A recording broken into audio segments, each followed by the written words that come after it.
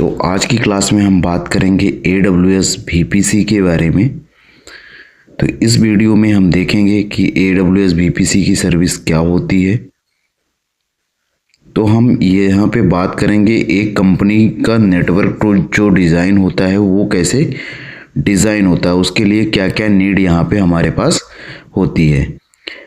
जैसे कि हम मान चलते हैं कि एक कंपनी है हमारे पास, ABC नाम की एक कंपनी है जिसका नेटवर्क डिज़ाइन करना है हमको।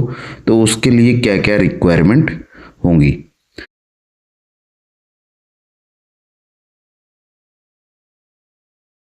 तो ABC कंपनी के अंदर कई डिपार्टमेंट होंगे, जैसे कि development department, marketing department, HR department and finance department. ऐसे हमारे पास कई डिपार्टमेंट होंगे।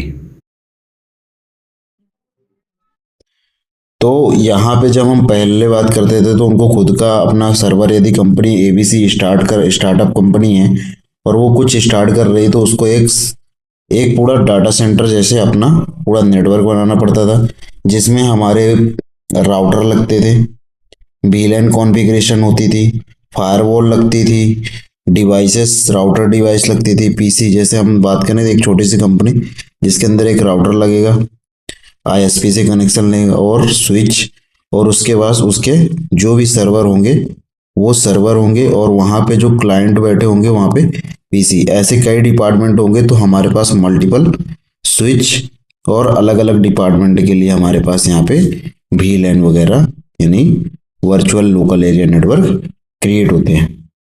तो इस केस में क्या होता था, कोई भी कंपनी स्टार्ट होने के लिए हमको क्या चाहिए था, पूरा एक सेटअप चाहिए था जो कि बहुत ही कॉस्टली होता था। तो इस कॉस्ट को कम करने के लिए, मतलब कोई भी कंपनी स्टार्ट होने के लिए इतना सेटअप पहले रेडी करना होता था, तो स्टार्टअप स्टार्ट नहीं हो पाते थे। तो यहाँ पे क्या आया, एक क्लाउड कंप्यूटिंग मार्केट में आया। क्लाउड कंप्यूटिंग में क्या होता है कि हम जो IT की सर्विस हैं उसको हम रेंट पे लेते हैं। किस पे लेते हैं? हम रेंट पे।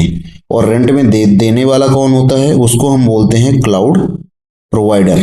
क्या बोलते हैं हम? Cloud provider.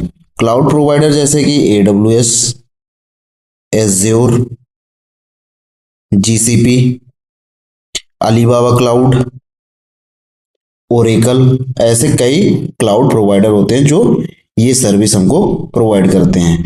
तो ये जो नेटवर्क हमने यहाँ पे डिजाइन किया है, वही नेटवर्क की जो सर्विस हमको मिलती है AWS के अंदर, उस सर्विस का नाम है VPC। VPC के क्या होता है, वर्चुअल प्राइवेट क्लाउड होता है, जिसमें हम एक नेटवर्क डिफाइन करते हैं कंपनी का, जो कि एक प्राइवेट नेटवर्क होता है, जो कि एक पूरा प्राइवेट नेटवर्क होता है। हमको ऐसा महसूस होता है कि वो हमारा एक अलग से नेटवर्क है, उसके अंदर कोई भी मतलब कोई अदर कंपनी का नेटवर्क नहीं है। तो VPC क्या होता है, वर्चुअल प्राइवेट क्लाउड। ये होता है प्राइवेट क्लाउड। जैसे हमने क्लाउड देखा था, कई टाइप के क्लाउड होते थे, public cloud, private cloud, hybrid और कम्युनिटी। तो प्राइवेट क्लाउड कौन सा था, जिसमें हम एक कंपनी होती थी जो अपना खुद का एक डेटा सेंटर डिजाइन करती थी, मतलब क्लाउड डिप्लॉय करती थी और उसको खुद के लिए यूज करती थी। तो जो ये VPC की सर्विस है, वो पब्लिक क्लाउड के अंदर एक वर्चुअली क्लाउड डिप्लॉय किया जाता है, जिसमें अपन को लगेगा कि एक हमारा ही क्लाउड है एज अ प्राइवेट की तरह। तो उसी के बारे में हम देखने वाले हैं यहाँ पे। तो चलते हैं, हम थ्योरेटिकल आज बात करेंगे हम। तो हम बात करते हैं व्हाट इज VPC। VPC क्या होता है? तो VPC क्या है, AWS की एक सर्विस का नाम है हमारे पास VPC, जिसका नाम फुल फॉर्म होता है वर्चुअल प्राइवेट क्लाउड। तो virtual private cloud VPC is a private network inside AWS where you can launch and manage your resources. Resources means EC2, EC2 means server जो हम बोलते हैं। तो सर्वर बना सकते हैं हम, डेटाबेस बना सकते हैं, और उसके अंदर स्टोरेज यूनिट ले सकते हैं। तो ये सारी चीज़ें हमारे पास एक पूरे जो नेटवर्किंग के कंपोनेंट होते हैं वो सारी चीज़ें हम बीपीसी के अंदर ले सकते हैं, एक पूरा प्राइवेट नेटवर्क बना सकते हैं। VPC is equal to your own private data centre inside AWS. AWS के अंदर एक प्राइवेट डेटा सेंटर है आपका। यदि हम एग्जाम्पल से बात करें तो एडब्ल्यूएस जैसे हमारे पास एक सिटी है, ये पूरी सिटी, इस सिटी के अंदर ये सिटी को हम मान लेते हैं एडब्ल्यूएस, और सिटी के अंदर बहुत सारे मकान होंगे। तो इसमें कई मकान होंगे, उस मकान को हम बोलते हैं बीपीसी। मकान के अंदर हमारे पास क्या होंगे, कई रूम होंगे, तो रूम को हम बोलते हैं सबनेट, और रूम को क्या बोलते हैं हम, सबनेट। सबनेट मतलब होता है एक ही नेटवर्क को, जैसे हमारा बिग नेटवर्क हुआ उसको छोटे नेटवर्क में डिवाइड करते हैं जिससे कि अलग अलग, तो उसको हम बोलते हैं सबनेट यहाँ पे। तो रूम इन हाउस में समझ सकते हैं, इसके अंदर जो है सिक्योरिटी क्या होता है, इसके अंदर बाहर बैठा हुआ सिक्योरिटी गार्ड जो क्या करता है, उसको चेक करता है पैकेट आने वाले और जाने वाले को, तो वो सिक्योरिटी। तो बीपीसी क्या है, एक वर्चुअल प्राइवेट नेटवर्क है जो कि हम एडब्ल्यूएस के अंदर क्रिएट करते हैं। अब हम बात करते हैं ट्रेडिशनल नेटवर्क और एडब्ल्यूएस नेटवर्क की। तो एडब्ल्यूएस बीपीसी की ट्रेडिशनल नेटवर्क कौन सा होता था, जिसमें हमको फिजिकल नेटवर्क लेते थे, जिसमें हम राउटर का यूज करते थे, स्विच का यूज करते थे, केबल्स, इन सभी का हम यूज करते थे। बीपीसी क्या होता है, वर्चुअल नेटवर्क होता है एडब्ल्यूएस के अंदर। एडब्ल्यूएस के अंदर एक सेम ऐसा ही नेटवर्क होगा जिसे हम बीपीसी बोलते हैं। यदि हम सेटअप टाइम की बात करें तो यदि हम ट्रेडिशनल नेटवर्क में जाते थे जैसे हम पहले करते थे, तो वहां पे हमारे पास कई दिन लग जाते थे, कई वीक लग जाते थे। बट यदि हम बीपीसी एक कंपनी का नेटवर्क डिजाइन करना चाहते हैं आज के डेट में, तो हम एडब्ल्यूएस सर्विस बीपीसी का यूज करके उसको कुछ ही मिनट में कंप्लीट कर सकते हैं। विद इन मिनट्स हमारा कंप्लीट हो जाता है टास्क। कॉस्ट की बात करें तो हमारे पास जो कॉस्ट की बात करें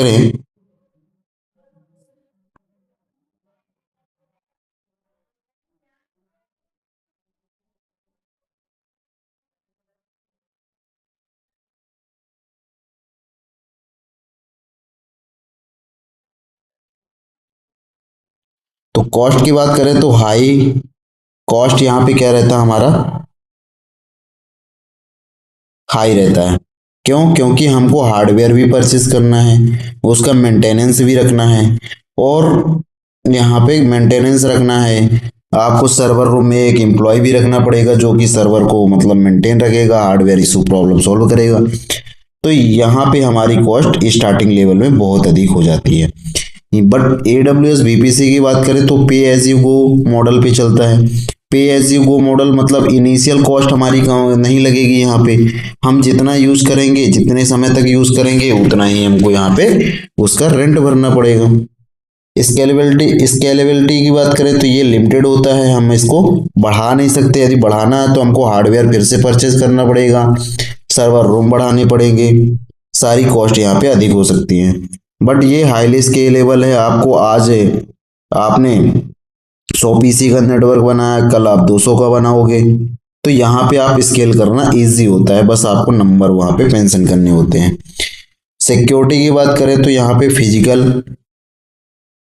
फिजिकल भी सिक्योरिटी देनी पड़ती है, आपको वहाँ सिक्योरिटी गार्ड रखना पड़ेगा, मैनुअल कॉन्फ़िगरेशन करनी पड़ेगी। बट यहाँ पे हमारे पास बिल्ट इन सिक्योरिटी होती है जिसको बोलते हैं हम, दो टाइप की यहाँ पे सिक्योरिटी होगी बीपीसी के अंदर, एक होगा सिक्योरिटी ग्रुप और एक होगा नेटवर्क एसीएल, जिसकी बात हम आगे करने वाले हैं। कंट्रोल की बात करें तो हमारे पास ट्रेडिशनल नेटवर्क में हमारे पास लिमिटेड कंट्रोल फ्लेक्सिबिलिटी होती है, मतलब हमको मेरे पास लिमिटेड ही कंट्रोल होता है।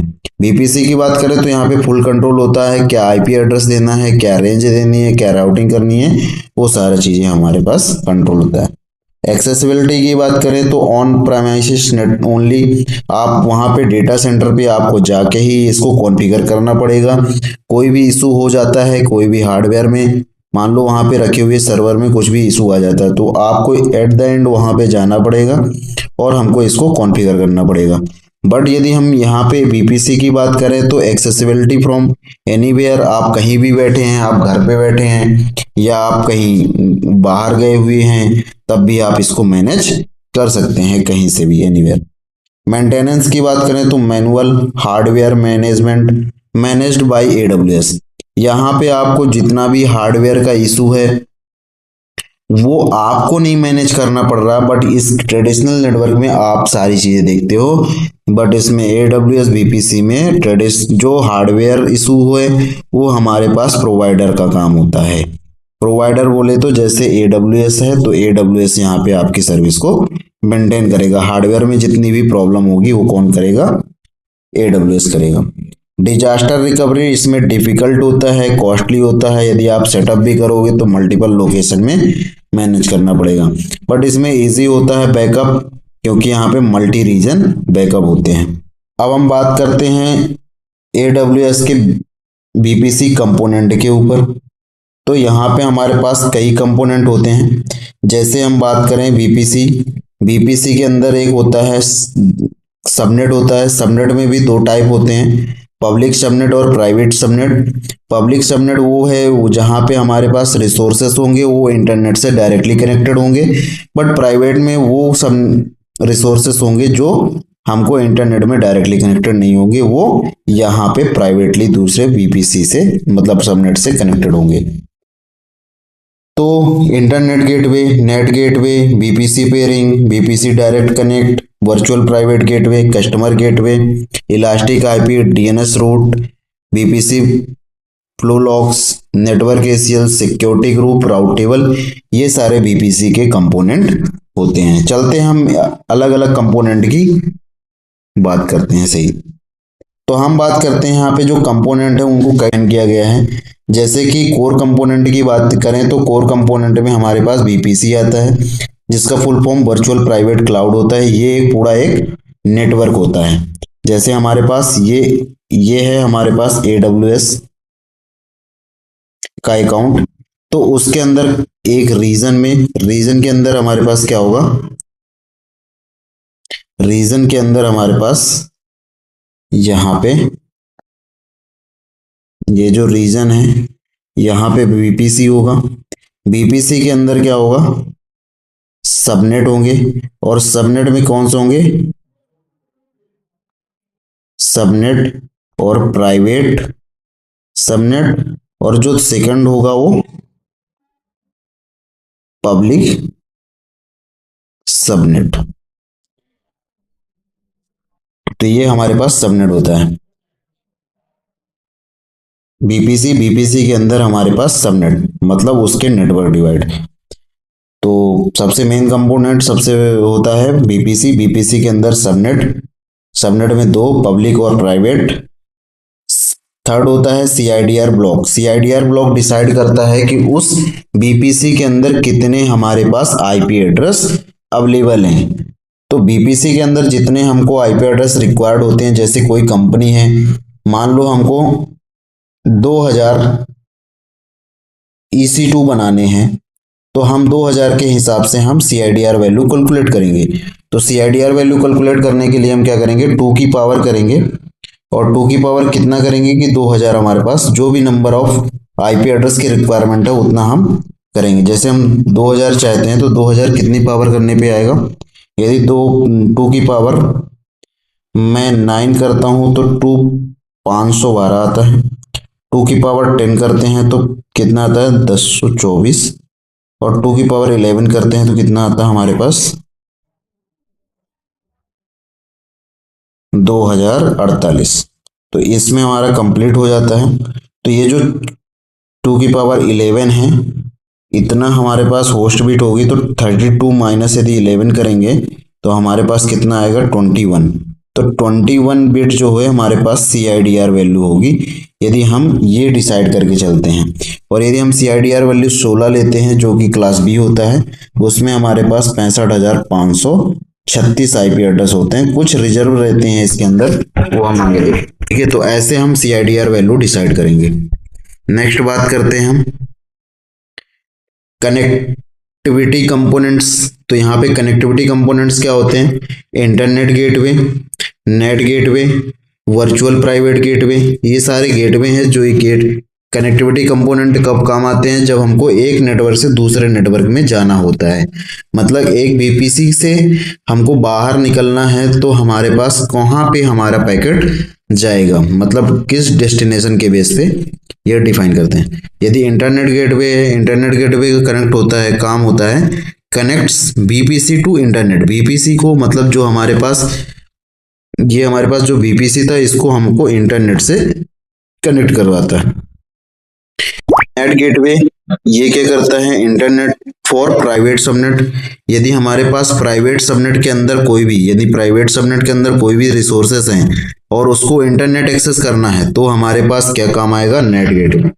वर्चुअल प्राइवेट गेटवे कब काम आएगा, connect to on premises network. मतलब जो हमारे पास खुद का डेटा सेंटर पहले से बना हुआ है, यदि वहां के रिसोर्सेस को कनेक्ट करवाने हैं हमको तो हम उस केस में क्या यूज करेंगे, virtual private gateway. Customer gateway कब काम आएगा, ऑन प्रेमाइसेस साइड डिवाइस। तो ये भी हमारे पास सेम ही काम करता है, यहाँ पे देखेंगे हम।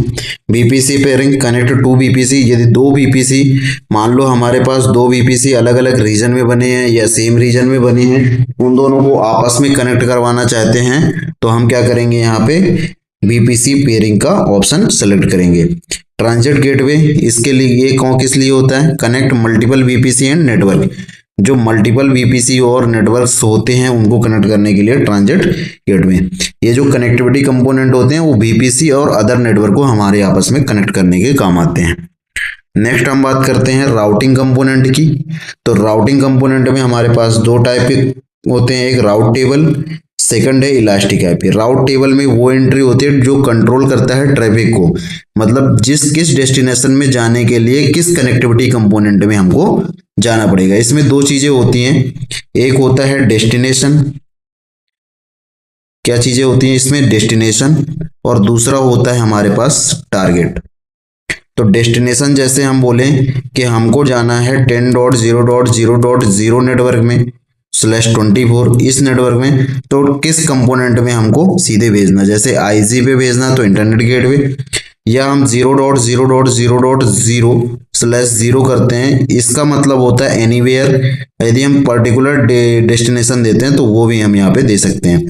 यदि एनीवेयर करना चाहते हैं तो हम 0.0.0 का यहाँ पे यूज करेंगे। इलास्टिक आईपी, यहाँ पे पब्लिक आईपी को हम क्या बोलते हैं, इलास्टिक आईपी।